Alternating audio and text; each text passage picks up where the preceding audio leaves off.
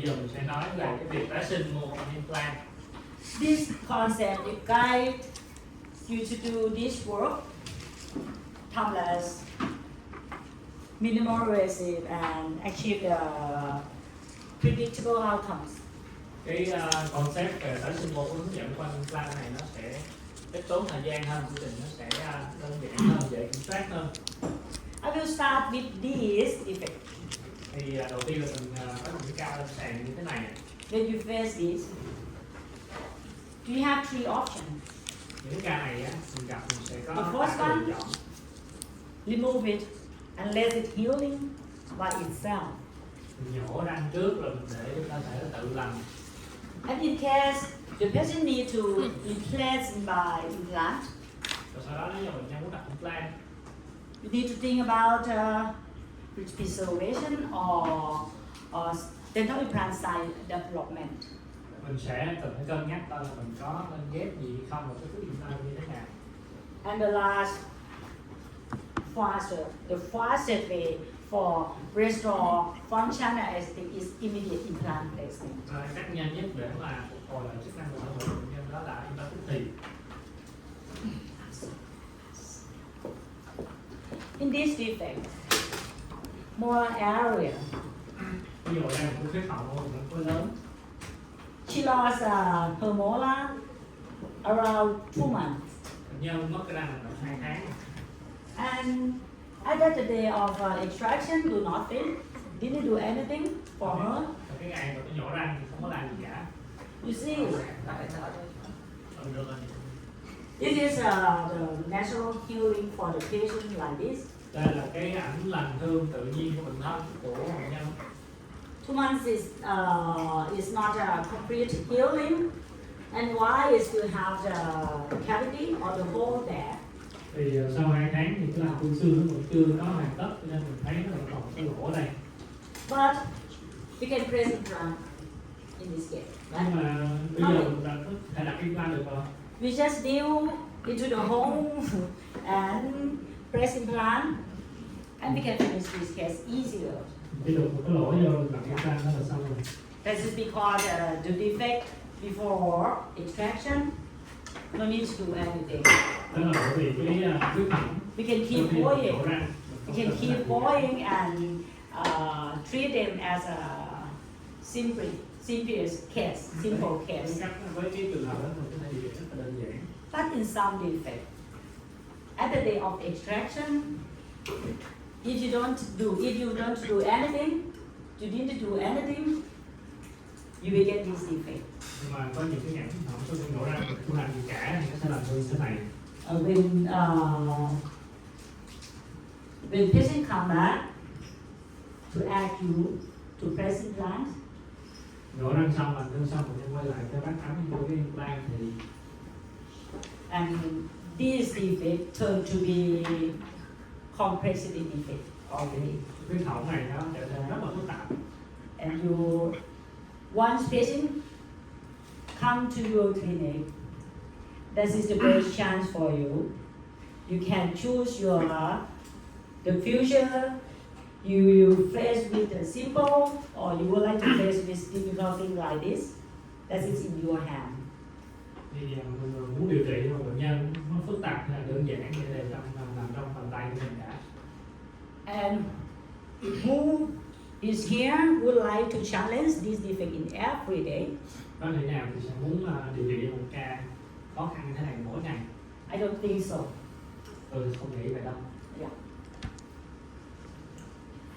As I told you, the day of extraction is the golden period for regeneration. Cái thời điểm mà mình nhổ răng This is the golden period to change, to direction your work to be simplified or complicated case. thời điểm ngay sau nhổ răng là cái thời điểm vàng, là cái thời điểm phù hợp nhất để mình có thể ghép và giúp cho một cái ca sau khi nhổ răng nó không có trở nên quá phức tạp. Dr. Basley, he published the factor related to defect configuration. Thì bác sĩ Basley có một cái bảng đánh giá nguy cơ dựa trên cái hình thái của huyết khổng. When we face to the defect, you need to testify that defect is low risk or moderate risk or high risk defect Khuyết hỏng mình sẽ xếp vào cái dạng là nguy cơ thấp, trung bình hay cao by follow these factors. dựa vào những cái yếu tố này. The first one is the type of defect. Đầu tiên là cái loại hình tiêu xương như thế nào, Edentulous span cái khoảng mất răng bao nhiêu, and number of bones. và cái vách răng, cái vách xương còn lại bao nhiêu vách. In case low risk defect, Một cái trường hợp mà có rủi ro thấp đó, the type of defect must be horizontal defect đó là một cái khuyết hỏng hay chiều ngang thôi, and it's just a single tooth defect mất một răng đơn lẻ and still have 3 wall defect. và còn nhiều vách xương còn lại, còn 3 vách. Moderate risk. When the defect has bone loss around not more than 3 mm, Một cái khuyết hỏng nó có nguy cơ trung bình khi mà khuyết hỏng đó hay chiều dọc từ 1 đến 3 mm. and it's like a two teeth. Span is for two teeth, Còn mất răng dài hơn, có thể là 2 răng and the wall is just 2 walls. và có ít vách xương còn lại hơn 2 vách. We classify is that the defect that is be moderate risk for guided bone degeneration. Thì đó là những cái trường hợp nó sẽ là trung bình cho cái nguy cơ từ GDR. In case that's be high risk, categorized to be high risk defect. The defect that must have the vertical defect more than 5 mm bone loss, Rủi ro nó sẽ là cao hơn nếu như mình có một long cái span, multiple than 2 teeth, nhiều hơn, kéo dài, rộng hơn, một khoảng mất răng dài hơn và cái phần xương còn lại, đoạn xương còn ít hơn. and only one wall defect or knife edge. Chỉ còn có một vách thôi, một cái tiêu xương mà còn như That is high risk. That is be high risk defect. So, one disease, only the day of extraction, the defect have 3 wall defect. thì chỉ vào cái ngày ngay sau khi mà mình nhổ ra So thì why- cái khuyết hỏng nó mới là cái khuyết hỏng còn ba vách thôi. Extraction socket, in extraction socket, in single tooth defect is be low risk defect. To Ở moderate risk. Yeah. ở cái huyệt răng thì mình nhổ một cái răng đơn lẻ thì đó là có cái nguy cơ ít nhất. When you face to the acidic zone non-molar area, Còn ở những vị trí mà không phải ở răng cuối, when you CBCT at the sagittal wall, you need to focusing in the buccal bone thickness and buccal bone height because it's related in the future. If you do nothing, it finally will be remodeling like this. cho nên công CT ở các cặp Different. mình sẽ cần phải chú ý tới cái độ dày của bản xương mặt ngoài và chiều cao của nó. Yeah. Với những cái khuyết hỏng đó nha, mình nhổ xong không làm gì cả thì nó sẽ tiến triển như thế này. If you place implant, immediate implant there here, Nếu đặt chúng ta tức thì ở đây and you do nothing to preserve the buccal bone, nhưng mình không làm gì cả finally your implant will be here thì rồi and cái exposed finally. Right? And if you immediate implant present in here, nếu mình đặt implant tức thì cho trường hợp này yeah, that's it. You need to know your defect. Yeah.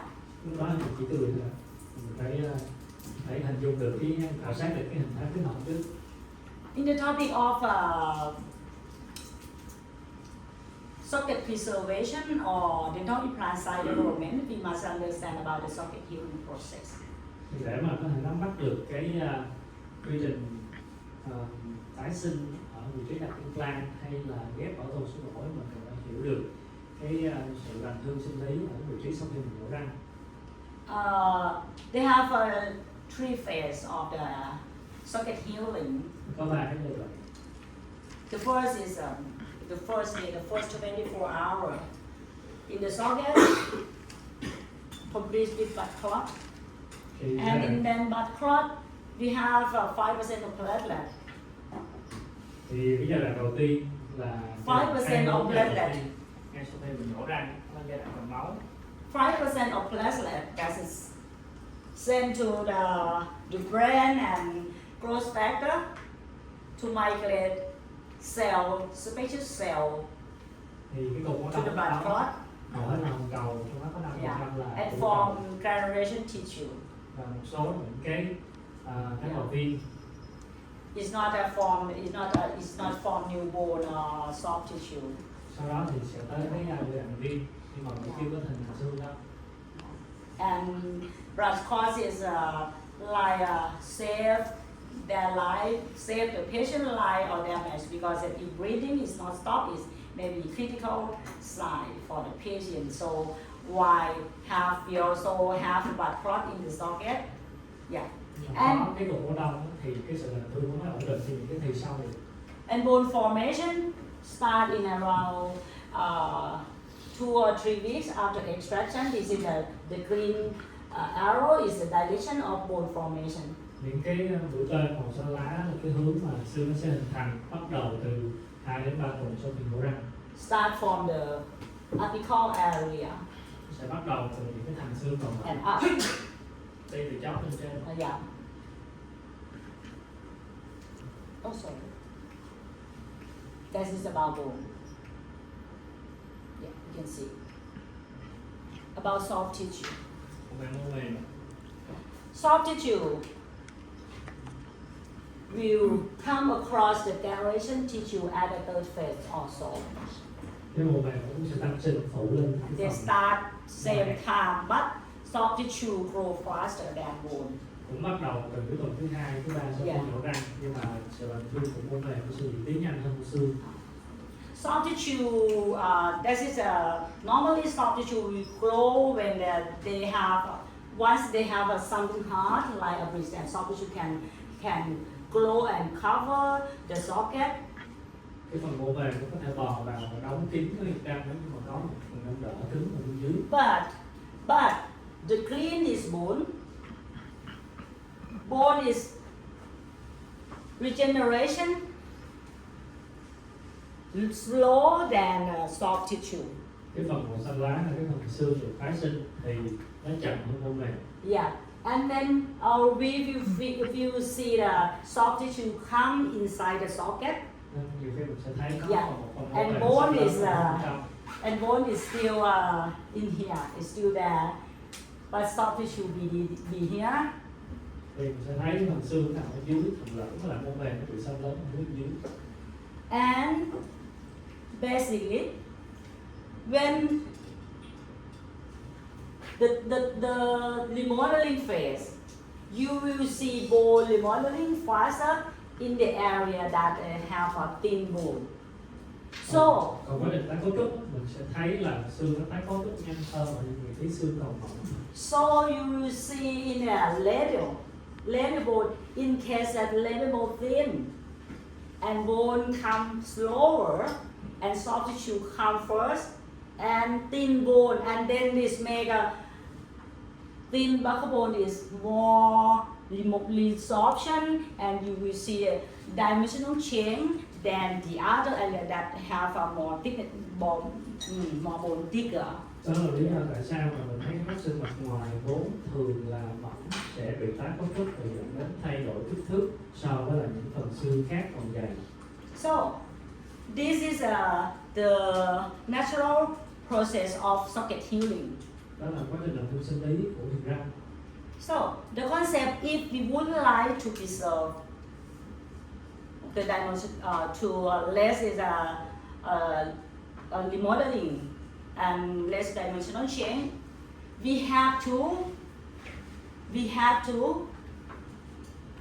faster bone regeneration. Vậy thì để mà quá trình tái cấu trúc này diễn ra mà ít gây ra sự thay đổi về kích thước thì mình sẽ cần đầu tiên là giúp cho cái quá trình tái sinh xương diễn ra nhanh hơn.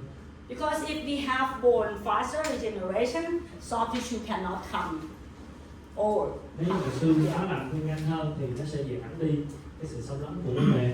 And thin buccal bone is turned to be thicker, and that time remodeling is less. Thì mình làm sao mình biến được cái lớp xương mặt ngoài nó sẽ dày hơn để ít cho bị ảnh hưởng bởi quá trình tái cấu trúc. Yeah, and you must to do something to separate the margin to protect soft tissue coming down in the socket. Và mình phải có một cái màng gan để mình tránh cái sự xâm lấn của mô mềm và gân dưới. This is the key to reduce dimensional change in extension socket. Đó là những cái yếu tố then chốt để mà bảo tồn được hình thức của phần xương sau khi ghép. Then, in case intact socket but thin buccal bone, thin wall, you must consider and need to do socket preservation in this defect, in that defect that have thin bone. Vậy thì trong những cái trường hợp mà mình nhổ ra mình thấy vết xương mặt ngoài mỏng mà khuyết hở vẫn còn nhiều vách thì mình sẽ cần phải ghép bảo tồn xương ổ And let it heal by secondary wound healing và để cho làm thương thứ phát to regenerate collagenized tissue. để có thể tái sinh được mô. This is for me is to enhancing bone and soft tissue extraction socket. For me is FASS. The F is further bone regeneration. Thì để mà gia tăng được thể tích xương và mô mềm ở cái vị trí huyệt răng thì tôi có cái quy tắc FAST này ở đây. Separate the marginal gingiva to protect epithelium. Nó sẽ kích thích cái quá trình tái sinh xương và ngăn cản sự xâm lấn của mô mềm Let it heal as secondary wound healing. và để cho làm thương thứ phát. But because we have to prepare the socket for implant placement, Nhưng mà mình cần phải sửa soạn cái huyệt răng này để mà chúng ta so sau we đó need to select the appropriate biomaterial into the socket. mình phải lựa chọn một cái vật liệu sinh học cho nó phù hợp để ghép vào huyệt răng. Because if we put the wrong material, maybe you will not get the bone. Nếu như mình sử dụng cái lựa chọn cái vật liệu không đúng có thể mình Maybe- không tái sinh được xương đâu. Maybe it retard its lesser regeneration, slow, because of the body detect that is as a foreign body.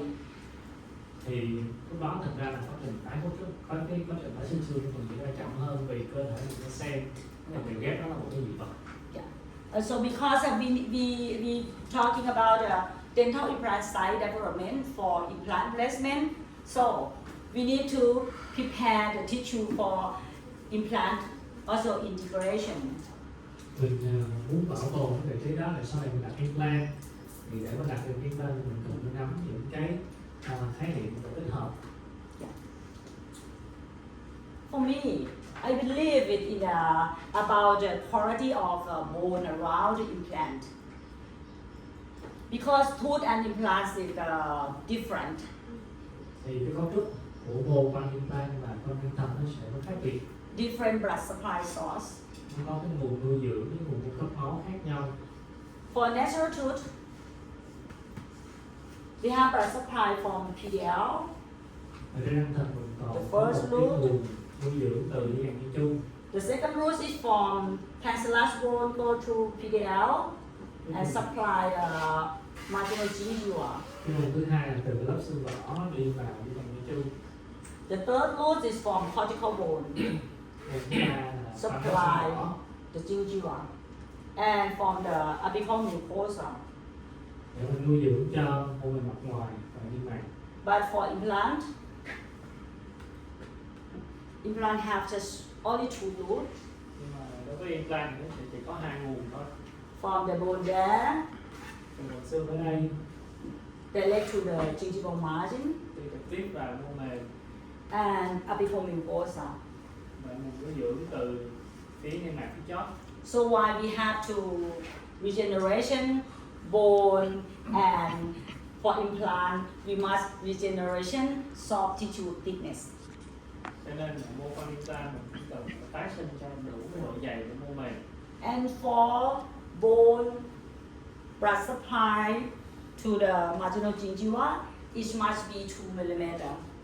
Và để có thể đủ nuôi dưỡng và nâng đỡ cho mô mềm và phía mặt ngoài, cái And- độ dày nó cần phải là 2 mm. 2 mm of bone thickness is enough for blood supply to gingival margin. Xương có độ dày đủ 2 mét thì nó sẽ 2 mm thì nó sẽ đủ để mà nuôi dưỡng cho mô mềm. So I really focusing in the what was it a kind of a bone here in the socket? I focusing in the percentage of vital bone after regeneration. For I would like to get more tissue function to it's not just support the gingiva but it also support in the blood supply too. Thì cái phần xương mà tôi muốn tái sinh sự chú ý để mà đảm bảo đủ độ dày, không chỉ để nâng đỡ mô bền mà còn nuôi dưỡng mô bền nữa. Yeah. And bone graft we shouldn't put in the socket. It should be the resorbable, remodeling, or absorbable. Should not place something that's non-remodeling in the socket. Thì xương mà mình ghép vào đây thì nó nên cái xương bị tiêu, xương tiêu chậm, không nên dùng xương không tiêu. This is the bone graft in dentistry nowadays. The first generation is a non-remodeling biomaterial. It's maybe a xenograft, bovine bone, or mineral alloplast. It's a non-remodeling. Xương thế hệ thứ nhất là xương mà người ta sử dụng thì nó sẽ là xương tổng hợp hoặc là xương dị loại. Xương dị loại có thể có nguồn từ bò, heo, ngựa. The second generation is from a human, same species, allograft. Xương ghép thế hệ thứ hai là xương đồng loại. Is I say that it's some remodeling because it's different different type of this bone remodeling less is not the same. Cái xương thế hệ thứ hai này thì nó sẽ có tái cấu trúc một chút. The fourth generation is absorbable, such as porcelain, scaffold, as ossing. That is the fourth generation. That is finally it can absorb and finally completely absorb in the socket. Cái xương thế hệ thứ tư là cái xương không có tái hóa, là một cái loại xương tổng hợp collagen có liên kết chéo, nó sẽ tự tiêu. In case that we would like to have faster regeneration, we must add a third generation. That is the called biological growth factor. Nếu như mình muốn có sự tái sinh xương diễn ra nhanh hơn thì cần phải kết hợp với xương thế hệ thứ ba là xương tự thân hoặc là một số những cái dẫn xuất protein và chất tăng trưởng. I recommend to use these type of the bone put into the socket. Tôi sẽ khuyến cáo mình sử dụng những loại xương này để mình ghép vào ổ răng. And this is studied by Dr. Newar. He extraction the molar socket, molar tooth, and put one socket, put a cancellous allograft, another one put the xenograft, and then cover with the membrane, suturing. And 4 months later, he tapered it. Thì đây là một cái nghiên cứu của Geneva khi mà người ta nhổ răng và có hai cái thiệt răng thì một bên là sẽ được ghép bằng liệu xương allograft và bên kia thì sẽ là ghép xenograft. This is what he found. The socket that put allograft at 4 months, he has 45% of white bone cell. Sau 4 tháng người ta mở ra lấy mẫu để mà nghiên cứu mô học thì ở phần răng có ghép allograft, có ghép xương đồng loại thì có gần 50% là xương tái sinh, xương sống. Yeah, and for the xenograft, it has just 15% of the white bone cell. Còn bên Oh ghép yeah, xương dị loại thì chỉ có 15% xương sống thôi. and it's not it's because of xenograft is not remodeling. Bởi vì cái phần xương dị loại nó không tái cấu trúc. Yeah, and for ossic bone.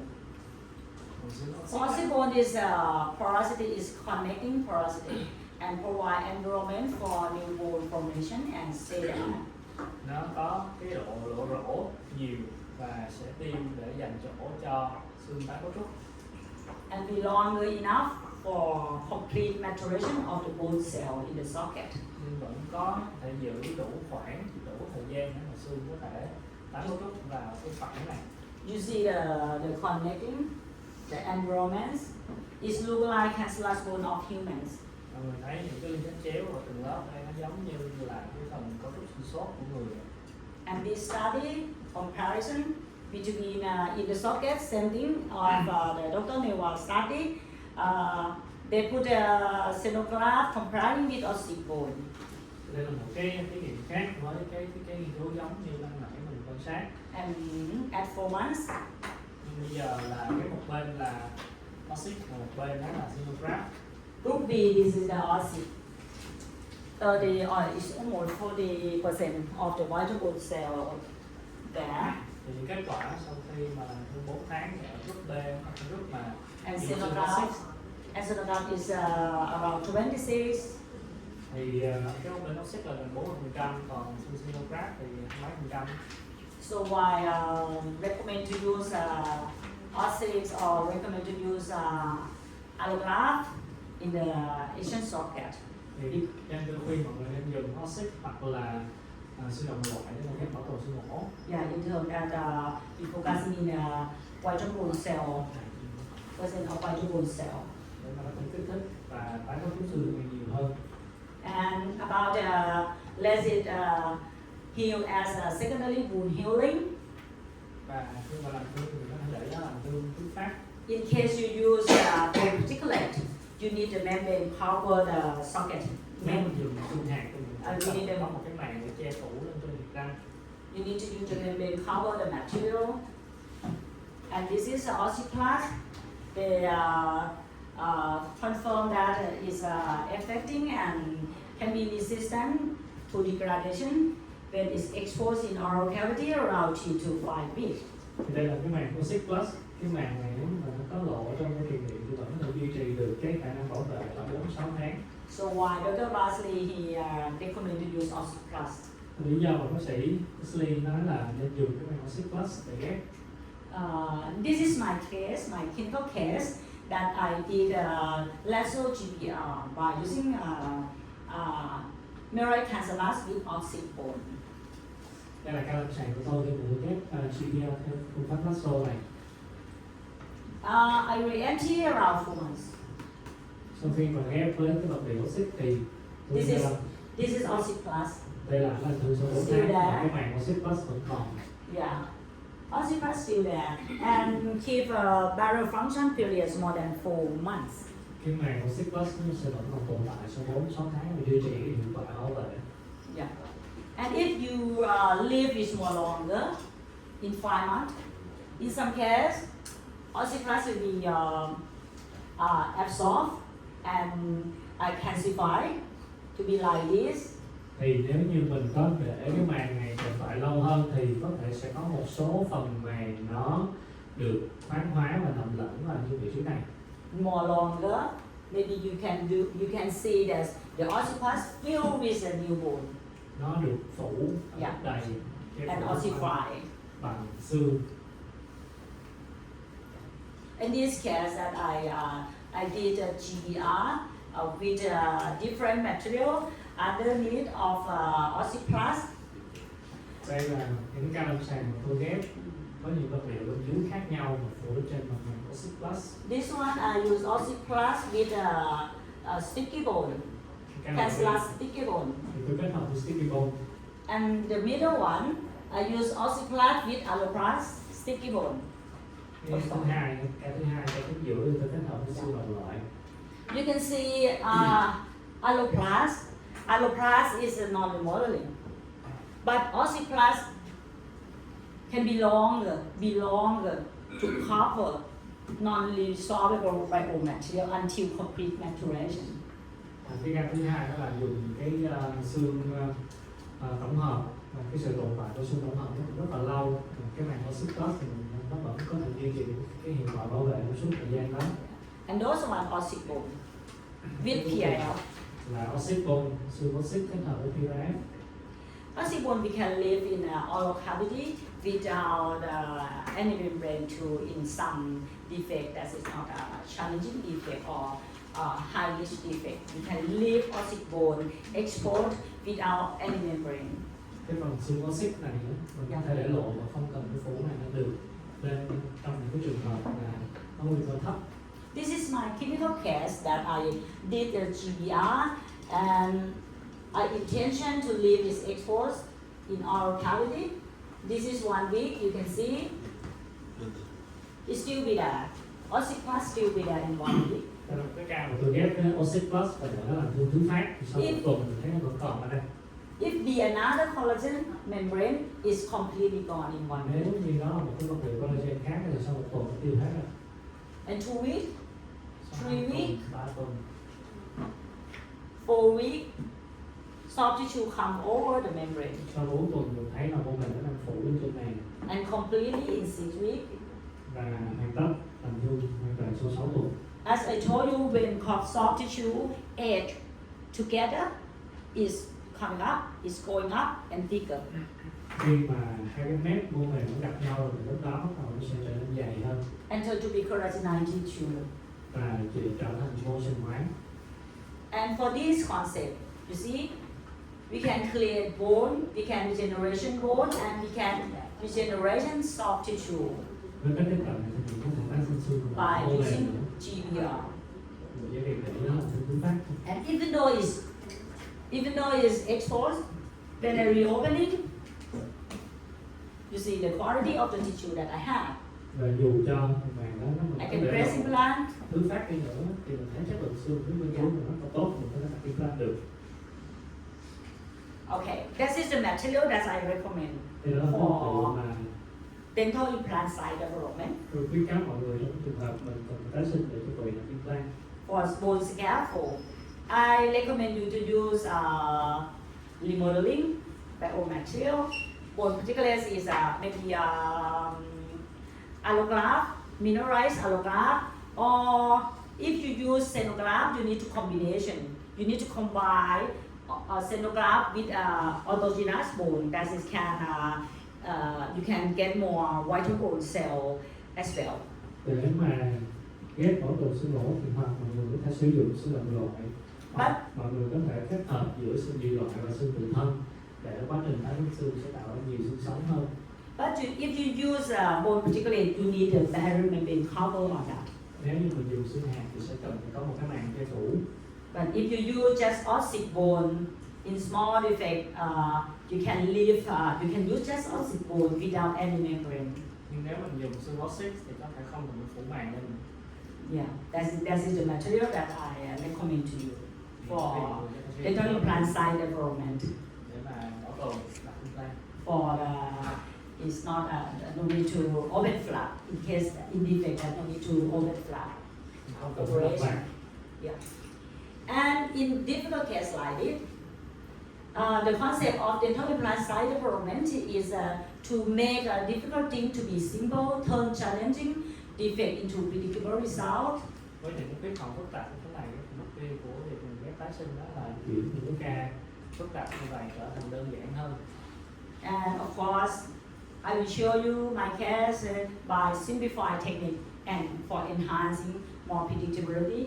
Và qua những ca tiếp theo thì mình sẽ minh họa làm sao mình có thể thực hiện được cái kỹ thuật này một cách cải tiến lượng và đơn giản hơn. This is my case, number one. Ca đầu tiên của tôi, She has already has implant here, and tooth number 5, the second premolar, her crown and her short pin is coming out. Yeah, and you can see this the CBCT show the thin buccal bone, right?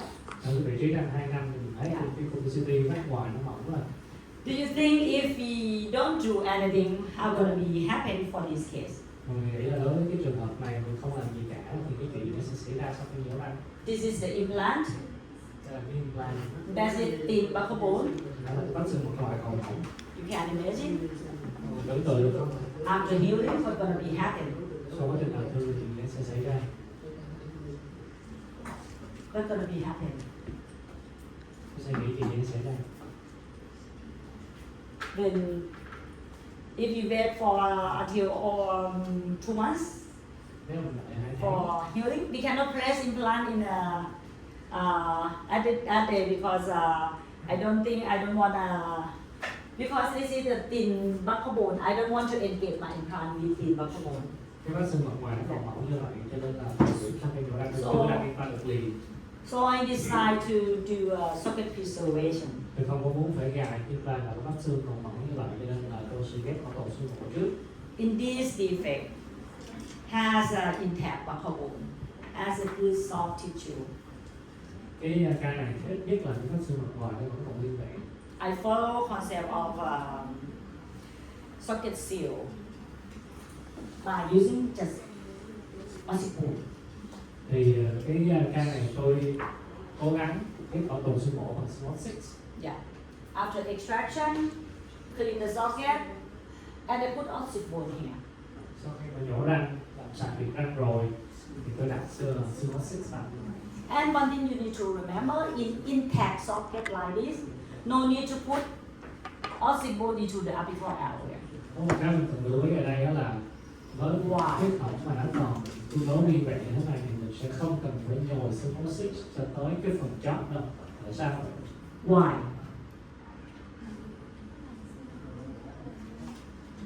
Could someone tell me why? Why shouldn't put ossicone into the apical or fill the socket? Tại sao mình không có cần phải ghép Small 6 vào tới cái phần chóp này? Because someone use ossicone and put into the apical area. When you use bone particulate, you need to pack it dense. You need to condense it. But once you use ossicone, I underline here just this area. Nếu như mọi người dùng xương hạt thì sẽ cần phải đẩy cái phần chóp là nén một chút. Còn đối với Small 6 thì tôi nhấn mạnh là chỉ cần nén ở phía trên này thôi. Even though it has a low crestal bone level, Ngay cả khi mình có cái bác sĩ phía mặt ngoài nó thấp you must put ossicone in the same level of the higher bone crest. thì mình cũng cần phải đặt cái Small 6 này tới ngang cái vị trí đường xương còn cao. Because of I let it heal by natural. Because you remember the green line of the bone formation is here. Mọi người nhớ chiều hướng tái sinh xương, những cái mũi tên màu xanh lá mà nãy tôi đã hỏi. Yeah, you need to put the ossicone into apical area because if we leave this like this, we can have bone formation faster than put the ossicone into the apical area. Những cái xương ở phần chóp nó sẽ làm thương sinh lý và cái sự làm thương kiểu đó nó sẽ diễn ra nhanh hơn nếu như mình không có ghép, không có đẩy phần xương xích này vào. And ossicone after hydrate with patient own blood, it should be a little bit expand. It should be a little bit expand and fit to the socket. Phần xương nó xích sau khi mà ngấm máu của bệnh nhân thì nó sẽ có chiều hướng nở ra. So please don't use a bigger ossicone, bigger than the socket.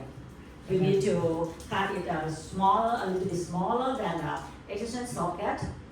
Đừng có lấy một cái cục Small 6 to hơn cái miệng răng thì phải nhét vào. And then suture.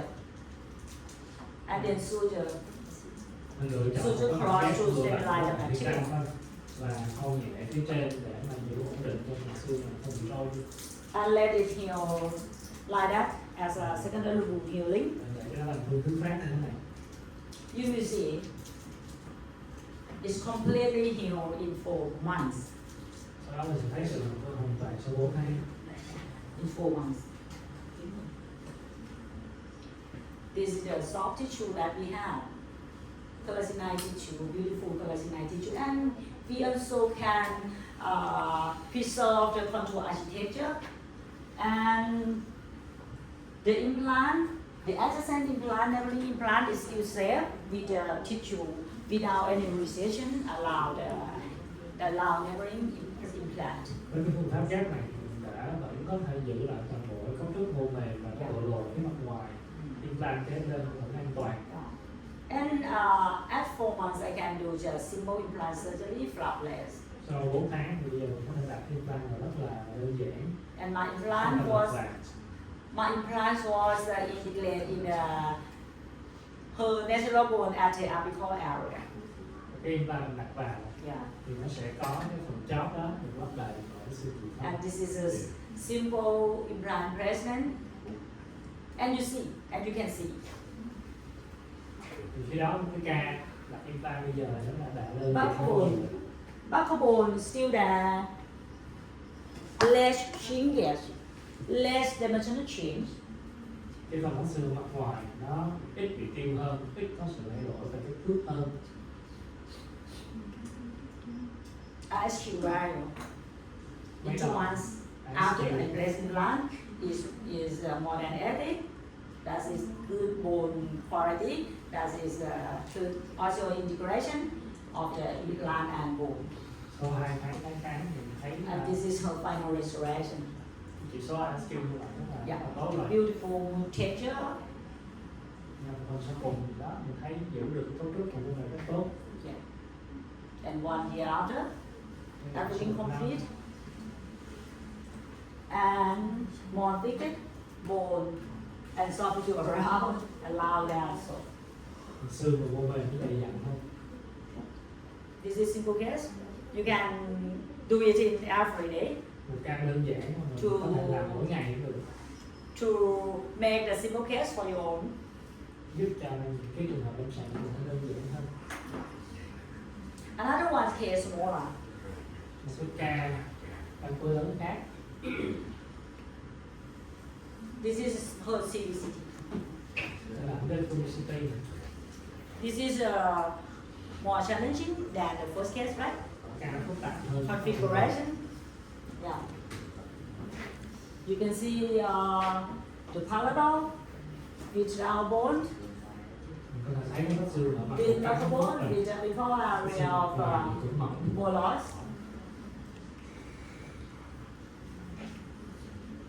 After extraction, Sau khi nhổ ra, this is the PIF because after extraction, have a perforate of the parietal root and sinus. đây là cái miếng PRF tôi ghép ở phía chân trong, vì chân trong nó khi mình nhổ ra mình thấy là nó có một cái cửa sổ xương nó nằm luôn rồi. So after I clean the socket, I put a PIF there, and if you notice, this is a thin buccal bone and low case. Cho nên sau khi mà tôi làm sạch huyệt răng thì ghép vào chân trong có một miếng PRF, phía mặt ngoài mình thấy xương nó mỏng. I use ossic bone, Cho nên dùng Sumosis and I cover with a PIF membrane. kết hợp của lên trên bằng một cái màng PRF. When you use ossic bone, I recommend you to cut it if a little bit smaller than the socket and let it full hydrate with a patient own blood, like this. Thì tôi khuyên mọi người là cái màng Oxit đó mình đem cắt ra thành nhiều phần phủ lên phía trên để nó nắng máu của bệnh nhân để nó nở ra như thế này. And then put it in the socket, into the socket. If you put, if you place the ossic and it still has white color like this, it might be broken. Yeah, it might be broken. So normally I almost I much waiting for full hydrate. Nếu như mình đặt vào mà nó còn có màu trắng ở đây tức là nó chưa có ngấm được nước đâu, cái sao tác nó sẽ khó hơn. Tôi sẽ muốn nó ngấm nước đều đặn hơn. And I use PAF, cover, ossic in this case.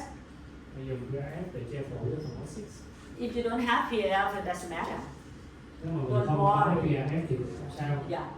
And you see, this is the clinical 1 week after. Đây là nó thương sau một tuần. Some people said that is already failed. Thì sẽ có nhiều người nói là ở lúc này nhìn thấy vậy là đã đang thất bại rồi. Today I hope the case, every case that I show you, I would like you to remember this picture because that is ossic we have. Sau cái ngày hôm nay thì tôi rất là muốn mọi người Because- nhớ những cái hình ảnh này. Because if you don't know about this, you will say your previous experience, you will feel that is the fail already. It's Nếu already như failed, right? mà mình không có hiểu được cái sự làm thương của vật là những oxit này thì từ kinh nghiệm của mình nhìn vào có thể cho rằng một người ghép không thể là thất bại. Some people remove it Có nhiều người sẽ because they don't understand. They remove it người ta không hiểu cho nên là and they nó say cao. it's failed. But in 2 weeks, you see, soft tissue soft tissue cover, thì mình thấy mô mềm nó đang che phủ, cover, and 5 weeks completely, and then thicker. và sau 5 tuần thì che phủ hoàn toàn và dần trở nên dày hơn. You see, the beautiful, rich, beautiful, soft tissue. Mình thấy cái phần mô mềm sau khi làm thương rất là đẹp. This is the pattern when you use oxycodone. This is the pattern. Đây là cái kết quả In the first healing quá trình period, làm thương của Synopsys. first healing period, you might see the unfavorable gingival margin there. Trong cái tháng đầu tiên có thể mình sẽ thấy cái đường gì dưới nó không có tốt lắm.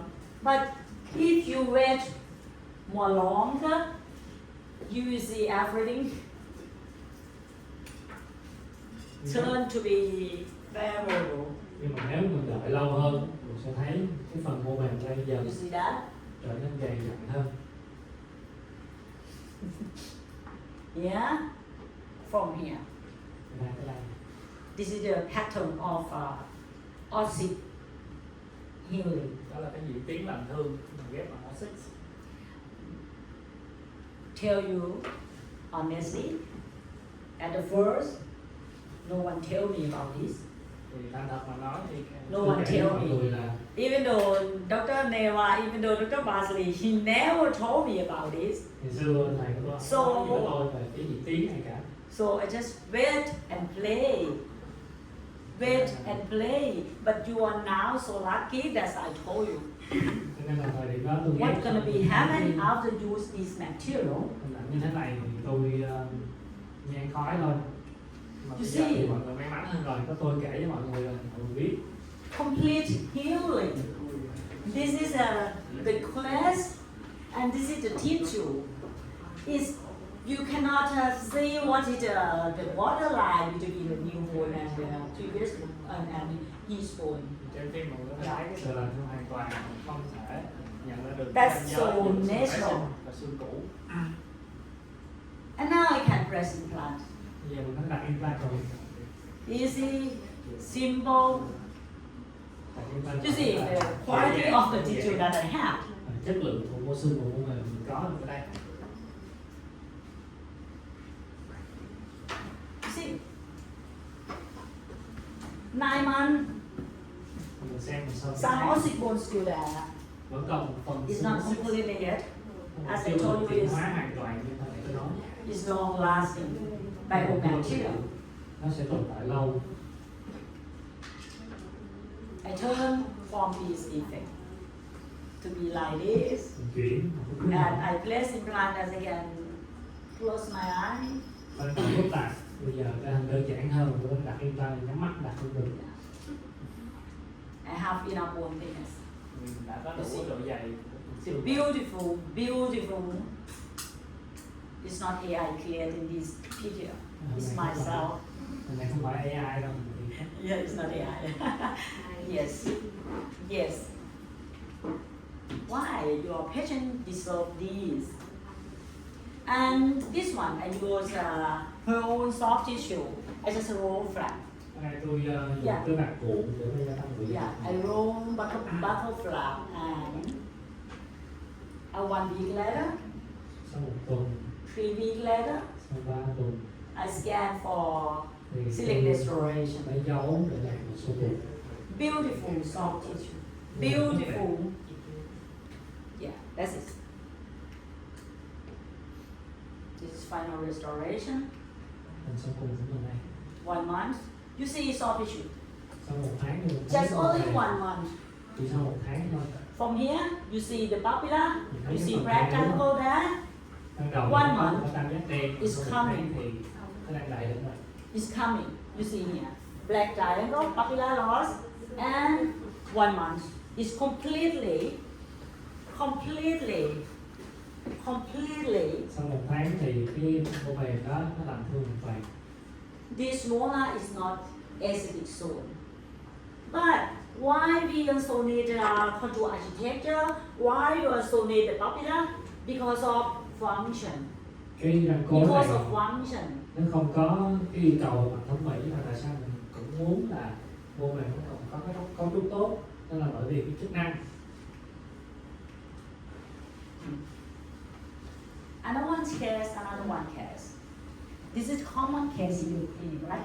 Một cái ca mà chắc là mọi người It's sẽ common. thường thấy ở trong phòng khám. Endodontic tooth, next 10 years, coming with what you call fracture like Cái this. ca thì chữa tủy 10 năm rồi giờ And patient no pain, just they still chewing, vẫn còn nhai được tương đối, have pain sometimes or swelling sometimes, lâu lâu nó hơi sưng, lâu lâu nó hơi nhức, and finally comes mà rồi thì and cuối get cùng ready nó to pay lại. out.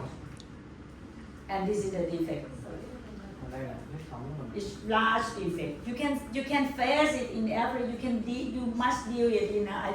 I believe is every month that you can see this defect like Đây this. là ca kiểu như vậy, các bác sĩ gặp mỗi lần một tháng là nhất. So change the defect to simple. Cho nên là mình hãy thay đổi cái thủng phức tạp là thành cái dạng đơn giản đi. In this case, I use oxyplat Bây giờ mình sẽ dùng cái combined with allograft. kết hợp với lại allograft Yeah. And then I suture. rồi cái khâu. No need to completely seal the socket. Không cần cái khâu đóng hoàn toàn. And 8 weeks, you see that? Sau 8 tuần mình thấy The gingival level. cái đường truyền nhướng này. So ugly. This is a non-resorbable barrier membrane in a socket preservation Đây là một cái này preservation case. thì cái TFI không tiêu mình dùng trong ghép. It's different. It's different with when you use OSIP because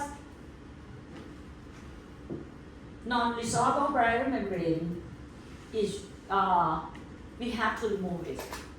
We have to remove it. Cái diện tích màng cưa nó khác Yeah. nó xích bởi vì We cái have màng to tiêu remove mình sẽ it. cần phải tháo sau đó. And then soft tissue will be thicker. Sau đó cái mô mềm có thể trở nên dày hơn. But for OSIPLUS, soft tissue will cover on top of the material. Nhưng mà đối với It's Oxyplus different. thì cái mô mềm nó có thể phủ lên trên cái này. And right now, let's see what I have. Thicker bone, nice tissue. I can't remember what happened in last year before. Thì thành thương And this is the tissue that at the day after I reopening, thành thương sau 1 năm cái xương mô là rất tốt. I place implant in beautiful tissue. Tôi lập lại implant. Just make sure that I have more soft tissue thickness for I would like to create my restoration in the imaging profile that I like. Thì tôi cũng xử lý các bạn mô mềm phía bên ngoài để mà cái phần của con nó có thể có phần mô mềm tốt hơn. And this is the X-ray for big letter, Mình quay sau 4 8 week, sau 4 tuần, sau 12 8 tuần, week for this implant. 12 tuần. I scan for final restoration. Tôi scan lấy dấu cuối cùng. You see here, again, you can accept this result? Các bạn- Acceptable? Mình chấp nhận luôn hả? Yes? You accept that? Mình chấp nhận luôn hả? That's it good enough? Đủ tốt chưa? Huh? That's it good enough?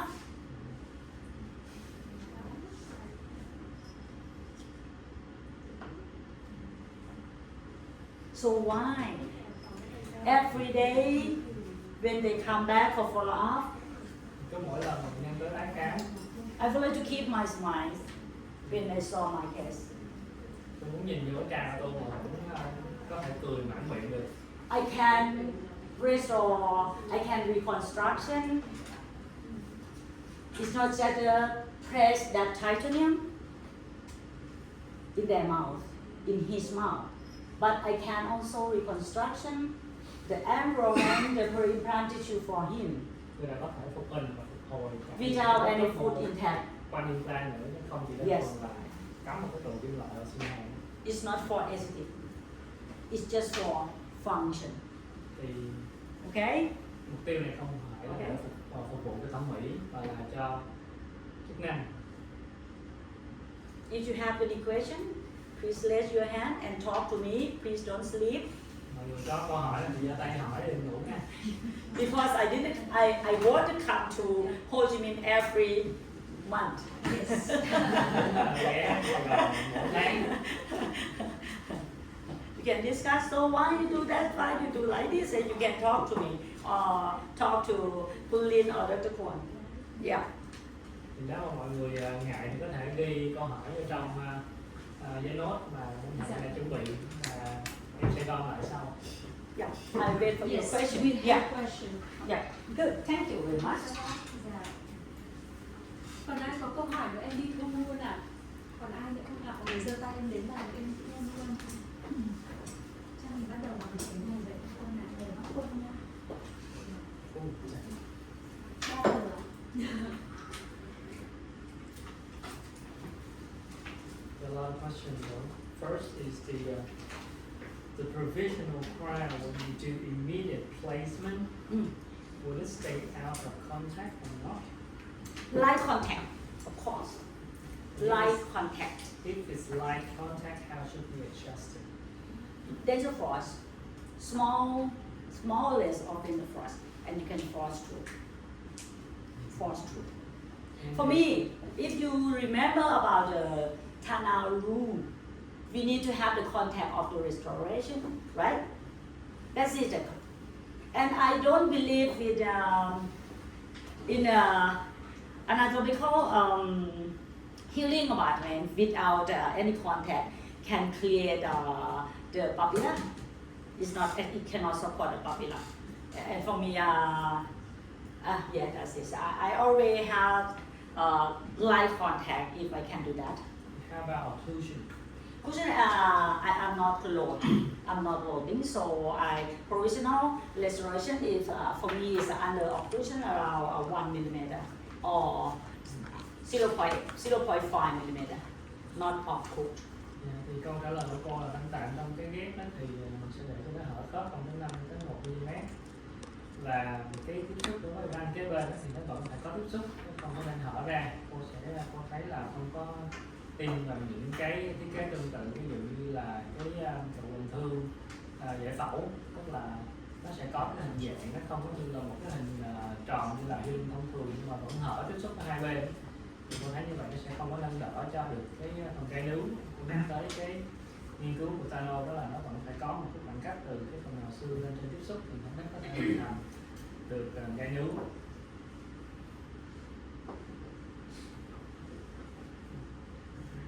We still have one question. So the height, the thigh base, if we place it around the cervical margin or higher, will it be more favorable? Please say again. The height of the T-base. The height of thigh base. Yes. How should we locate it? Around cervical margin or higher or lower? And lower from the, should be lower the zero margin around 1 millimeter. Allow at least 1 millimeter, 1 millimeter and a half, that is okay. Because we have 3 millimeter, right? We have 3 millimeter of the soft tissue thickness between implant platform and zero margin. And we have to need a thigh base of 1 or 1 millimeter and a half, and then we can create imaging profile. If we select thigh base is a little bit higher and 1 millimeter under the zero margin, so your restoration needs to be flat, and it's not good for the restoration. Not good for restoration in terms of aesthetic. In terms in everything, because if it flat, you cannot clean well. Its imaging profile should be like this. Thì cái phần đường tấc, cái phần bệ đỡ của titan ấy, thì cô kêu là của cái T-base thì lý tưởng nhất là nó nằm dưới cái đường viền nướu 1 ly hoặc là 1,5 ly. Nếu như mà mình đặt ngang hoặc là cao hơn, để nó hỏi cô này thì nó có ảnh hưởng đến thẩm mỹ đó đúng không? Thì cô nói là mình vẫn nên đặt dưới để mà phục hình của mình nó có một cái dạng thoát, có cái góc phù hợp hơn. Nếu như mình đặt cái T-base mình nó cao lên đó, thì cái dạng thoát của mình nó sẽ hơi chồn đi ngang ra phía ngoài, nó sẽ dễ nhất của anh.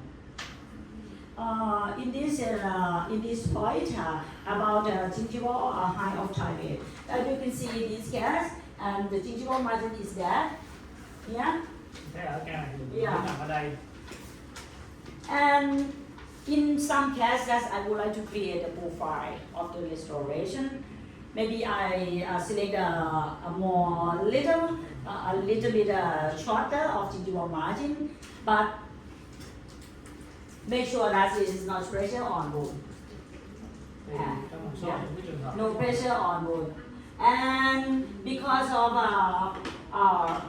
we use the Select one, and the precise of the restoration can fit well, and we can also fix extraorally and clean every excess cement before put in patient mouth. So no need to worry about excessive cement or irregular margin. mình cũng có thể lựa chọn những cái T-base thấp hơn, nhưng mà cần phải đảm bảo một nguyên tắc là cái T-base nó không có được đè lên xương.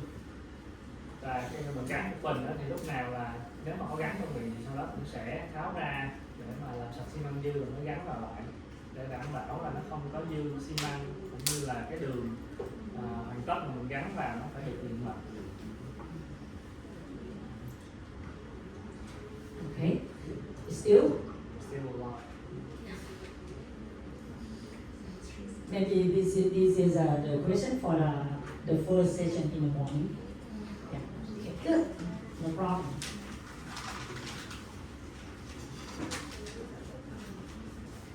So when we try to do the restoration T-base, there's going to be two components. That is first the tie base, and second is the crown.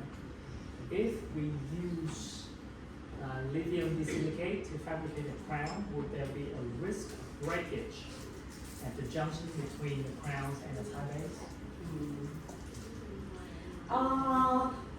For my experience and recommendation, by using lithium disilicate, we have concern about material thickness. Yeah, because about material thickness. And for silex, the block is 16 millimeter, and the crown should not be more longer than that. If more longer than that, does it break? But the study show by using lithium disilicate with tie base and have thickness enough and not more longer, this is can use in for implant restoration. So no longer than 16 millimeters. 16. 16. Yeah, no longer than 16. If in case that we the restoration are much longer than 16, I will change the restoration. I won't use this one. I have to change the restoration type. Maybe I have to mill for the abutment, change the type of abutment. I won't use the select. Yeah, I won't use the select for that. Maybe I did the laddering instead of a single piece of the restoration. Yeah, and as you know, it's not everything. I have something to concern, and today I didn't bring that case to you because yeah. So I'm sorry about that, but we have time enough. I can show you because I lecture about that, also about using lithium disilicate with silicate. By my experience, more than 7 years, I didn't see about that. If it be more careful about the direction from the company, yeah, you can use it. Đúng là khi mà sử dụng cái xước thủy tinh nó không có đủ cái độ dày thì nguy cơ đứt gãy là có. Mà cô cũng nhắc tới là ngoài cái chuyện mà mình đảm bảo độ dày thì nó cũng không có nên quá dày. Đối với những cái phục hình có khoảng phục hình cao hơn 16 mm, tức là Lúc đó cánh tay lộn khá nhiều thì nó cũng có thể nó gãy. Cô nói là nếu mà cái thẳng một phần nó nhiều như vậy thì có thể sẽ cân nhắc một cái dạng thiết kế một hình kiểu khác chứ không có làm kiểu này với cái legitimacy case nữa. Thì có lẽ là mình cũng còn rất là nhiều những câu hỏi, cho nên là nếu như mà các câu hỏi hỏi cô mà nếu các bác chưa có thấy nó thỏa đáng thì các bác vui lòng ghi thêm một câu khác nữa để tranh thủ có thể hỏi hết những câu này để ai cũng có phần.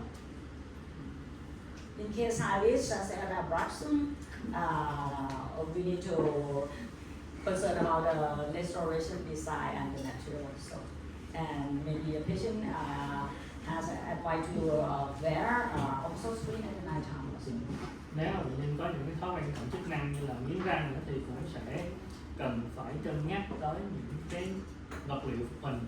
Có thể là bệnh nhân sẽ nên mang một cái máng da ban đêm để bảo vệ phục hình thêm.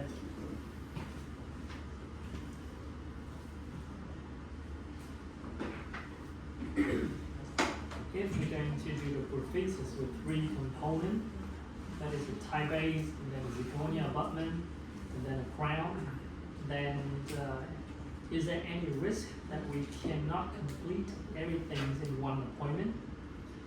And can't we replace the titanium? Can we replace the abutment with the titanium abutment? Let me say this. Let me say, for using silicone, no need to. If you cannot finish in one visit, you no need to do that. You just take the impression and let them come back again to get the final restoration. No need to do anything complicated like that. Yeah, because if they have a provisional restoration already, and we just take the impression and design and prefabricate the restoration, and once we finish everything and they come back again, we connect with the previous abutment, and then they can have the tooth aesthetic. That's it. No need to. In some cases, it's complicated and hard to about the color, and patient have not enough time. Yeah, it's not bad if they come back in the second visit, but we cannot completely treat them. Yeah. Thì trong những cái trường hợp mà nó khá là rủi ro như là cái khuyết tật nó phức tạp hay là bệnh nhân hạn chế về mặt thời gian, thì mình thấy là không thể làm trong một lần hẹn á, thì thôi đừng có phức tạp hóa vấn đề và tự ép mình dùng xe rác làm gì, cứ lấy dấu rồi gửi trên lab và làm cái kiểu khác cho nó đơn giản, rồi miễn là làm được một cái phần hình tạng cho bệnh nhân thôi, là lần sau người ta thay cái phần hình tạng nó thành cái phần sau cùng, lúc đó mình sẽ chắc chắn là mình làm trong một lần hẹn nó đơn giản hơn. Yeah. And I think maybe the last question for this term. If not, we cannot move on to another case that I would like you to see. Okay? Okay. Yeah. Cô phủ đầu trước là một câu hỏi cuối cùng. Mình còn nhiều. Because I have more interactive case I would like you to see. Okay? Chọn một câu hỏi. Okay. How many questions? We have 4 more questions. 4 more questions. But the other 2. What about the regeneration part or about the silic part? About the regeneration part. Oh, okay. Most common question is when you use the socket preservation graft, can we apply that technique when we have the apical infection or periodontal disease? Of course, I will show you. And let's go move on to see that case, okay? Those cases waiting for you already. Okay. Vẫn làm được, cô xin điện thoại vào những cái nội dung tiếp theo. Okay. And this one. Root fracture, vertical root fracture, and this time, he also has the gingival dehiscence at the back or average. I will go faster, I will make it faster. And after extraction, you see large bone defect here. But it still be a good defect, low risk defect, because of he already have more than 3 wall, right? Nhưng đây cũng là một cái cọng nó có rủi ro thấp hơn bởi vì còn nhiều vách xương. I put a silicone there. tôi dùng Cosix. and then come up with PF. I use PF a lot at the first because that is my learning curve to use the material. Những cái ca đầu tiên mà tôi dùng Cosix thì tôi hay phủ lên PRF, bởi vì do cái đường tông học tập mà mới đầu mình dùng Cosix mình chưa quen thì cô phủ lên PRF thì cô dùng PRF lâu rồi. I would like you to remember this picture so you can take the picture for me. Rồi có thể nhớ lấy những cái hình ảnh này nha, có thể chụp lại. Because maybe you will see that after you use Oxypool. Nếu như mà In the kèm subject. cái Cosix thì mình sẽ thấy những cái hình ảnh như thế này và Because sometimes you need to communicate with your patients. That is normal. That is normal. Don't worry. Don't worry. Don't be worried. Just wait. That is because some dentists thought that is to fail their case and then reopening and put some graft. những hình ảnh này mình đừng có nhầm với là một cái hình ảnh ghép mà bị thất bại. Nếu bệnh nhân có lo lắng thì mình cũng cần phải nhớ để mà trấn an bệnh nhân. And here you see. So it's bad. Look bad. Mình cứ đợi thôi, ban đầu mình có thể nhìn nó không có đẹp mắt. But you see, in 5 months, it's better and better and better. Mà cứ qua thời gian thì cái vùng này nó trở nên tốt, càng lúc càng tốt hơn. And then I re-entry. And once at the day I re-entry to place my implant, you see here the beautiful tissue there, waiting for integrated, osseointegrated with the implant that we place. Sau 6 tháng mình mở ra thì chất lượng xương nó rất là tốt rồi, có thể đặt implant rồi. Simple, easy. Place implant there, have enough bone thickness. I just make sure that I have soft tissue thickness. I put osteomax there, cover it up, suturing. Thì đơn giản rồi, đặt implant vào một cái vạt cuộn. And this is 3 months after that. Cái màng, cái xích. Không lại để đợi. I screw value more than 80. And this is final part. Đó là phần sau cùng. And again. Again and again.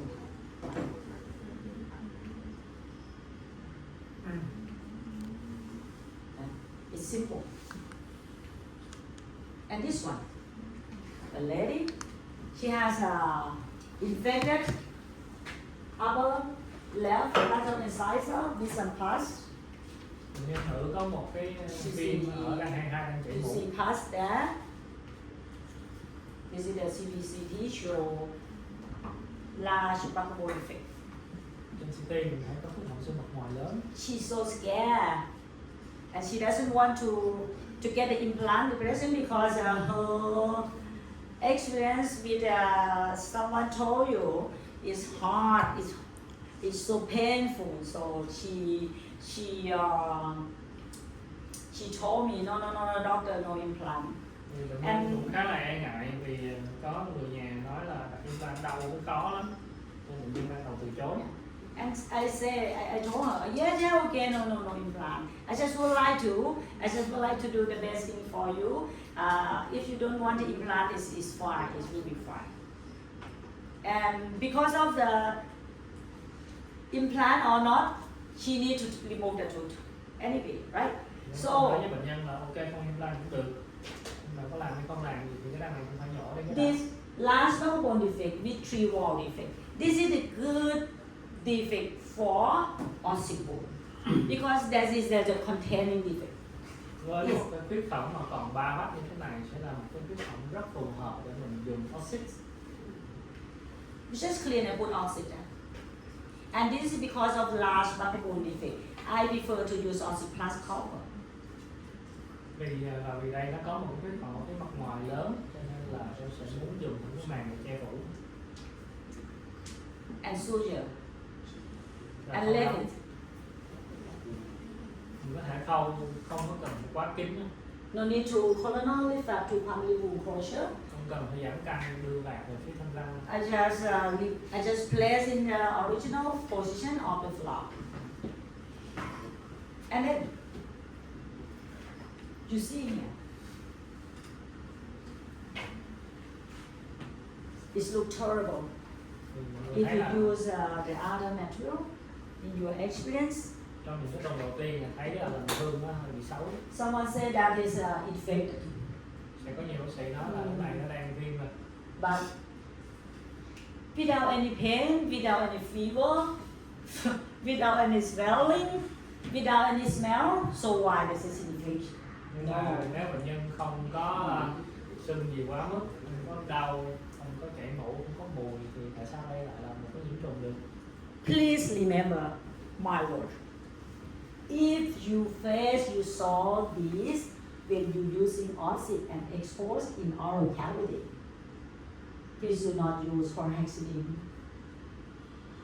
Cho nên Please do not use chlorhexidine. mọi người hãy nhớ lời tôi nha, là I know and I understand. So many speakers told you just rinse by using chlorhexidine mouth rinse. But for me, by my real experience in my life, in this case, if I use chlorhexidine, oxide will be gone suddenly. trong, Please do not use chlorhexidine. trong những cái hình ảnh làm phương của oxit như thế này á, nếu mà nó có hở ra thì mọi người cũng đừng dùng chlorhexidine để mà bơm rửa.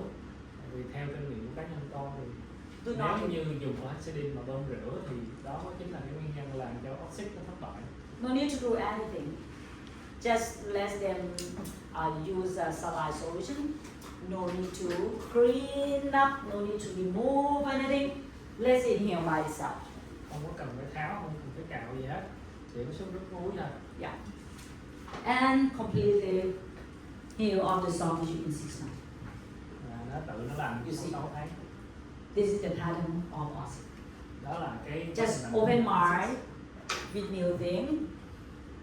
Mọi người cứ cố gắng cởi mở để mà đón nhận những kiến thức mới. And one thing you need to remember, when you reopening by using your oxy in this case, in like this, last case that I show you, you see the red color of the tissue, right? Cái But- cam nãy khi mà mình mở bạc ra mọi người sẽ thấy có cái hình ảnh màu đỏ đúng không? But in some case, it may be still white. Nhưng mà đôi khi có những ca mình mở ra thấy cái oxit nó vẫn còn có màu trắng. Please don't worry about that. Cũng đừng lo lắng. It's not just complete absorb and maturation of Rồi bone nó cũng using sẽ right? tiêu và trưởng thành hơn. You can put implant there. Mình có thể And đặt in this implant case- vào. I just put ossiculum like that because this is the concavity defect, convexity defect. Put ossiculum like that. Với một cái khuyết hỏng mà nó có cái còn nhiều vách có khả năng tự And I already have the- ghép vào. But clot here, I already, this is the container defect and blood clot here, and then cover with ossiculum and Có. stabilize it. Mình ghép xương vào duy trì được cục máu đông, mình ghép một cái màng oxit ở phía bên trên là vừa ổn định. Suture. Mình khâu lại. And this is again press implant. Right now, you can see here.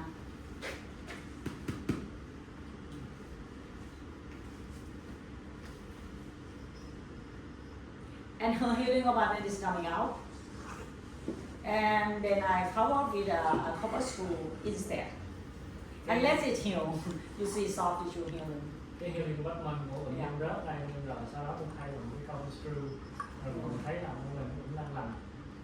And finally, I can put a final crown for her. Sau cùng thì bây giờ tôi đã làm một Completely healed. Complete healing.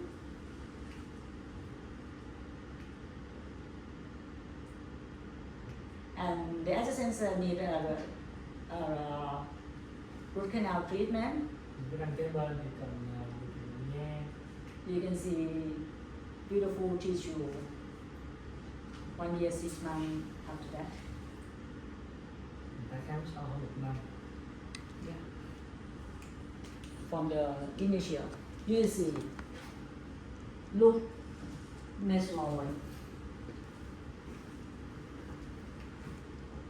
3 years, 5 months. Nhưng ở sau gần 2 năm rưỡi. In this case, Rồi ca này. how should you do when you face with this case? Same thing. Think about prepare a predictable defect for yourself. Mình cũng tiếp cận tương tự thôi, khảo sát thử coi cái khuyết hỏng này This nó có is thể tự giữ ổn định với bạn ghép không. Just change. This is more. This is more. This is more leaner than the previous one because large defect. Cái ca này nó sẽ có một cái ca khác, cái khuyết hỏng nó lớn hơn, một cái lắc hơn. And I use Oxyplus with a sticky bone. Tôi dùng cái này có Oxy Plus kết hợp với lại Sticky Bone. Yeah. And same thing. You can see I use open bone flap and without apical migration of the graft, you can control it just by using how to manage flap. Mình sử dụng cái thiết kế bạc open book, không cần phải dịch chuyển cái bạc về phía thân răng nhiều. And this is Oxyplus when it's exposed. Đây là cái hình ảnh này Oxy Plus nó lộ trong miệng. And this is 4 weeks later. You cannot see Oxyplus anymore. Mình không còn thấy cái này Oxy Yeah. Plus nữa. And someone is Oxyplus cannot expose in oral cavity. It's gone. Thì từ cái hình ảnh này có nhiều bác sĩ Yeah. nói là cái màng Oxy Plus nó không có được lộ ở trong miệng. I also don't know where it is, but it still protect.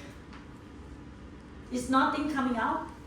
In the past, and when it's exposed like this, a patient already calls the doctor some white piece coming out. But by using Oxyplus, no. Cái màng thì nó đi đâu mất rồi, nhưng mà nếu như là những cái vật liệu khác á, thì nhiều khi bệnh nhân sẽ gọi cho mình kêu là thấy nó có mấy hàng trắng trắng ở trong miệng, nó nói là And trường hợp này thì tôi vẫn không thấy có phần xương hàm nó bị rớt ra. this is 5 months. You can see I have a beautiful tissue here. For 5 months. Làm dương sau năm. Even though it's exposed, the membrane exposed. And this is the tissue that I have. Đây là cái chất lượng mô. After the address implant, Còn you lại see? You see? Change. Turn challenging defect to predictable. Make sure that, again, osteomonite coming up. I have enough buccal bone thickness now.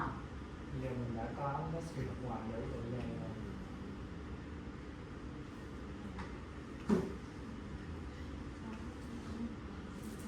The beautiful tissue around my implant. Final restoration. Scan. Then this is final restoration. Immediate light. Accept that. The result. Ngay sau khi mình gắn một phần số cùng, mình chấp nhận kết quả này không? And you think the papilla will be closed? Mình cứ nghĩ là cái gai nướu này nó sẽ tăng sinh lại được không?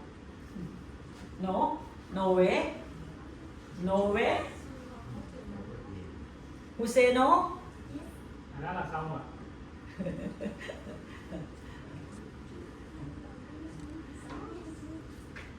It's coming. It's coming because it's not because of us. It's because of the right implant position. Because we have bone around the implant. Because we have soft tissue. That means we balance all 3 parts: the implant, the bone, the soft tissue. Cái phần gai nướu này nó có thể tăng sinh xuống không phải là bởi vì mình đã dùng oxy, You can mà là turn. bởi vì mình đã đặt implant được đúng theo bao chiều không gian, mình có cái phần xương ôm xung quanh implant tốt, là mô mềm cũng lành mạnh. Even though it's not a maximized aesthetic outcome, but I think that is okay for this Dù case. là cái kết quả thẩm mỹ chưa có được tối đa, nhưng mà cái này cũng rất là tốt rồi. In this case, molar area Cao của thân khối 26. 26. Ladies and gentlemen, this is the CBCT. Đây là công CT đây.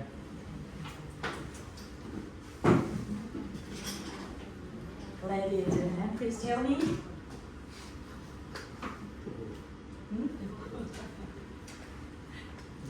Chính chỉ cho đối thủ liền. Chuyển vào phòng khám đối diện ha. Chỉ cho đối thủ liền. Doctor, please take it out and send to the opposite clinic. Không biết tiếng Việt thì sao?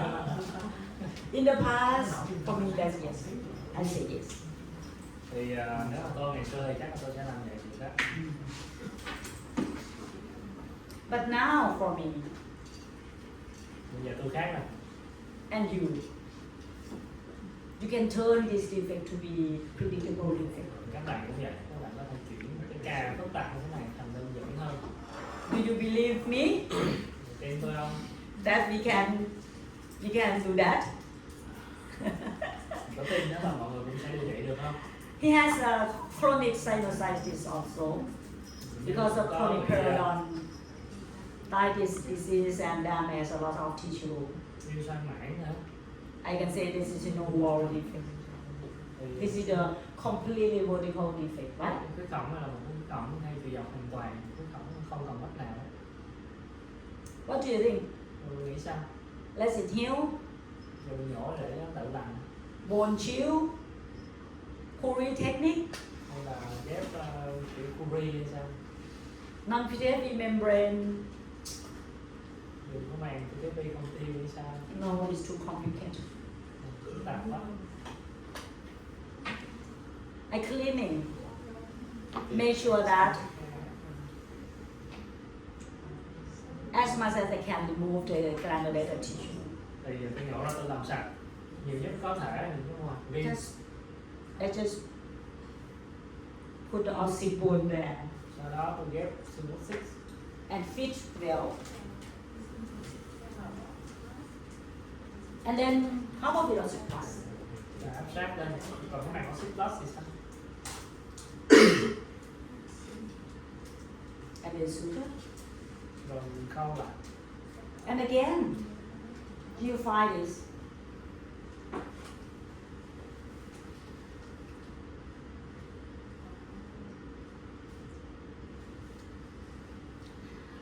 This is a high risk defect, poor osteogenic potential, Có cái tiềm năng với sinh xương thấp. because less bone, right? No bone, no bone wall, no buccal, no parietal bone wall. So even though we're waiting until 6 months, Dù là mình có đợi 6 tháng it's not completely yet soft tissue. That is not normal. thì cái phần mô mềm thì nó vẫn And no need to wait anymore. If you face a case like this, 6 months, it's not completely soft tissue healing. You can reopening and press your implant. cái này nếu mà mô mềm nó có chưa có lành thương hoàn toàn thì mọi người cũng có thể lật vạt đặt implant được. Yeah, and you just press implant. It's feeling like bone density around bone D3 when you build for the implant. Nhưng mà khoan bằng cái implant Dạ. có cảm giác như là phần xương này là xương D3. You see what I can press implant and achieve a primary stability. I need just a small TBR, and again I use oxybone and oxybone like smallest piece.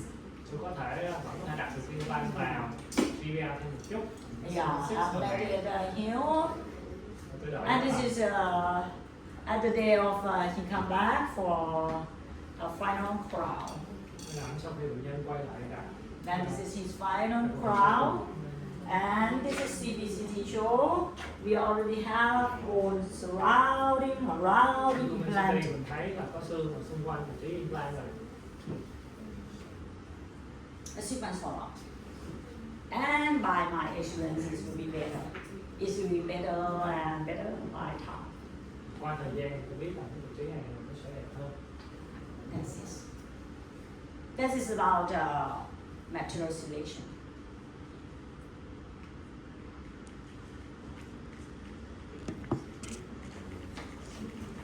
This is more list. who question about the periodontitis case? Please. Nói rằng là bác sĩ nghe chung với anh thấy có ca là bị nghe chung thì sao rồi? In this case, in a part of my experience, my knowledge, if you would like to place implants in this area, how many tooth that we need to remove it? Ở cái vị trí này nếu như mà mình muốn nhổ đặt implant đó, thì mình sẽ nhổ bao nhiêu răng? 1, 2, 3, 4, 5, 6. 6 răng. Because that is a wrong and vertical defect. Những cái răng này nó đều có cái xương chiều rộng nhiều lắm. He is less than 40 years. Bệnh nhân chưa được 40 tuổi. When he come to see me, that he already controlled by the periodontitis in my office, and she referred him to proper treatment for implant. Bệnh And nhân được tới để mà điều trị với chung với một bác sĩ khác ở trong phòng khám con rồi sau đó sẽ chuyển lại cho tôi. And at the point that I discussed with patient. If I take this one out, take this one out, and take this one out, Cái bàn của bệnh nhân mà nếu mà mình nhổ những cái răng đó đi, that means I turn defect from high risk to the most high risk to the generation. mình nhổ ra thì mình sẽ chuyển một cái khuyết tổn có rủi ro cao thành cao hơn nữa. So in this case, finally,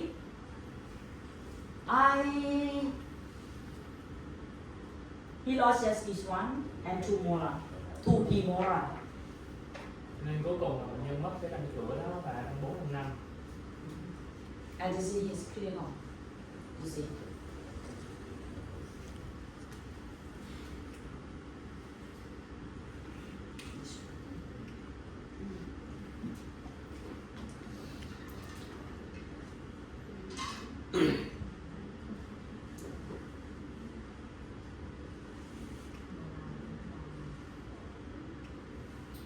This is infected.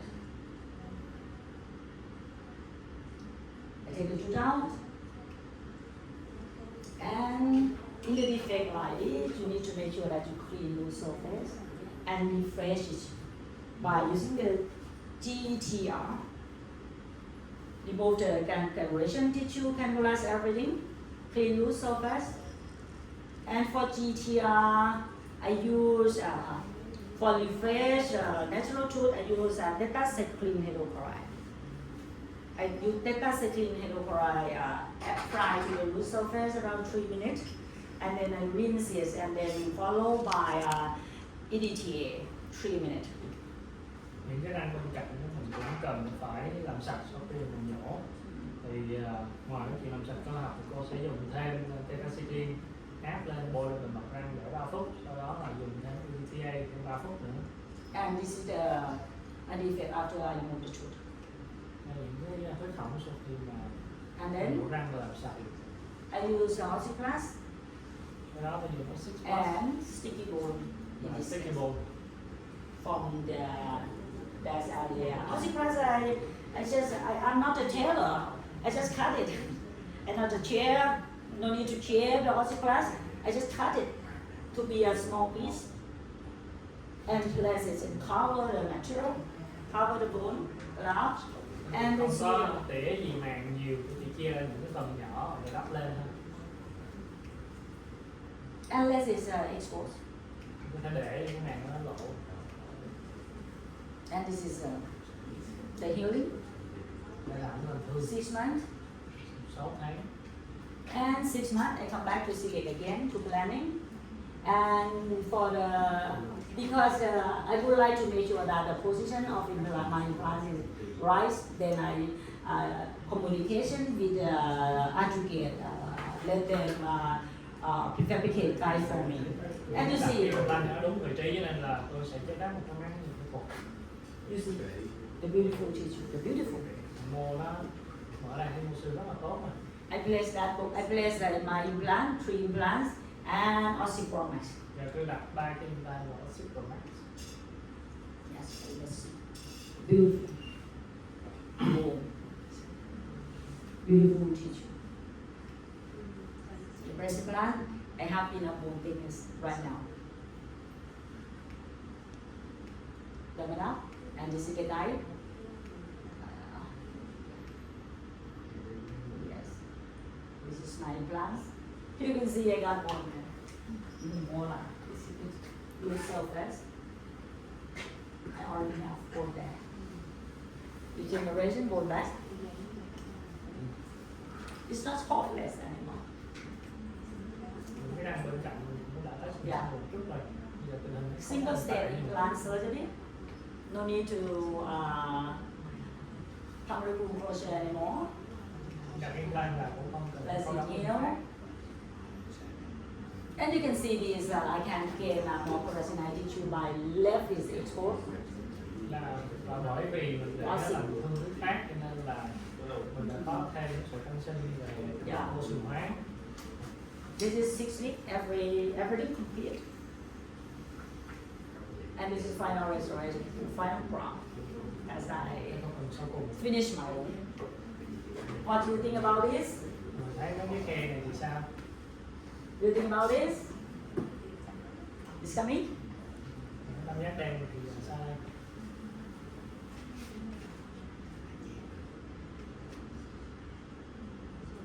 This finally. A complete treatment. Everything from the initial until final restoration, Hoàn tất just được only 8 months. thế này. From Còn the 6 tháng. beginning. This is when we understand the defect and selecting the surgical approach, Mình hiểu được cái hình thái huyết khổng. understand about the defect configuration, Cái phương pháp phù hợp với hình thái huyết khổng we can achieve the outcome like this. thì mình có thể đạt được cái kết quả như thế này. My last case for today. Cái ca cuối cùng của ngày hôm nay. Thế nhỉ? My last case for today.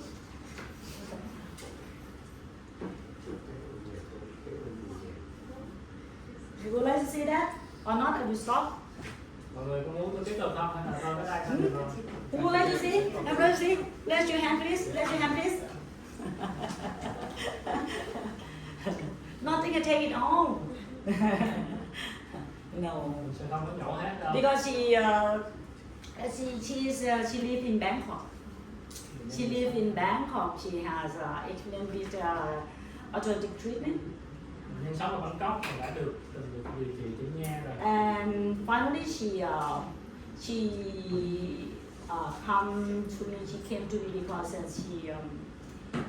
she's so sad because it's already have something like this oozing from her tongue.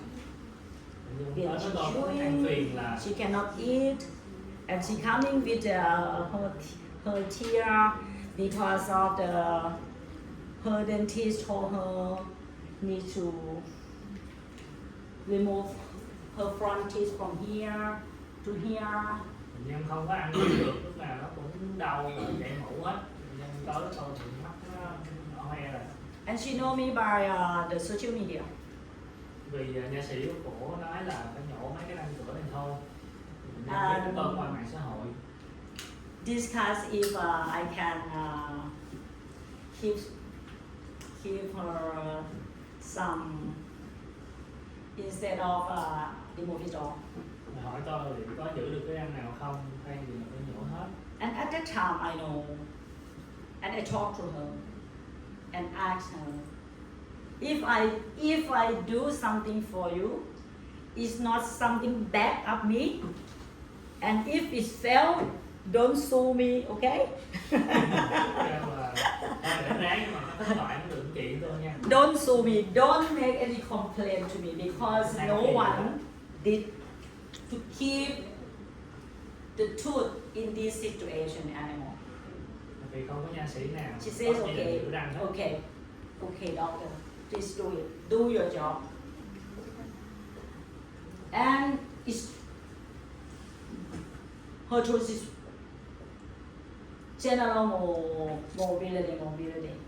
Rất là nhiều răng của bệnh nhân bị lung lay. I splint it. Tôi nẹp lại trước. I splint it together. Splint it together. And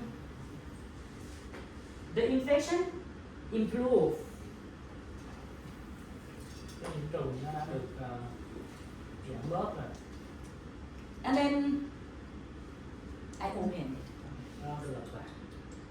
My first surgery. Đó là lần phẫu thuật đầu tiên. Could you please tell me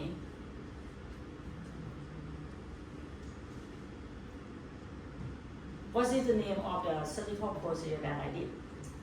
Mọi người GBR or GTR? mọi người sẽ nói là cái phẫu thuật này nó sẽ là GBR hay là GTR đây. Because it still have a natural condition. Bởi vì vẫn còn răng thật. I did GTR for him. Cho nên là tôi thực hiện GTR. I think for this case, in the worst case, if they can success, only a part of it's not for all, it's just some part that they can save this one and this one. Because if I remove this all, the defect configuration will be changed from high risk to be the most to Mấy cái răng này thì nếu như mà tôi nghĩ là nếu mà tốt lắm tôi sẽ giữ được Anh- mấy cái răng hai đầu thôi, chứ còn ba răng này cũng khó. I want to keep her tooth at least the canine and here I don't want to take her tooth out. So I just using this. I clean the socket. I clean the defect and reface the root surface.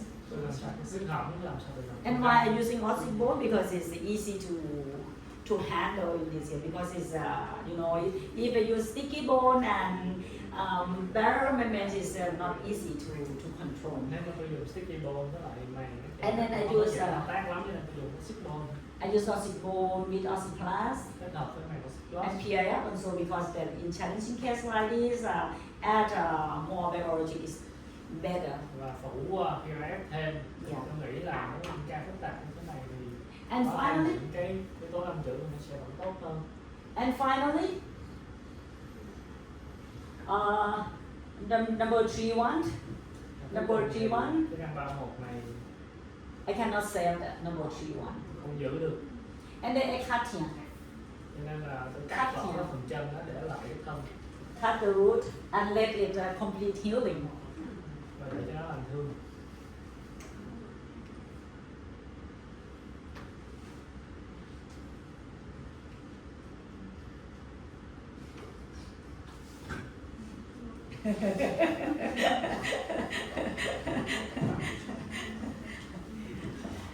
Yes. This is 1 month after surgery. Lành thương sau 1 tháng. Yeah, and that is 22, that is almost a year. Theo dõi lần sau 1 năm. And now I have a beautiful tissue Vậy chứ 1 year later. sau 1 năm thì mô về nó đã tốt hơn rồi. I could be open. And I have some more there. And I place a special design implant there. You see, I have is I don't know that it's bone or not because I didn't testify it for histology. Cái chỗ này không phải là xương không, thì tôi không biết là không có trephi. I place implant there. Nhưng mà tôi cũng đã sửa soạn. You see the beautiful tissue that I have. Phun rô xung quanh đấy khá là tốt. This is my implant. This is a basal bone implant. In the implant, integrate in the basal bone of the patient. And Một cái implant control with Orthic Walmax. ghép thêm oxy bone max. That is the result. This is the tissue. This is the tissue.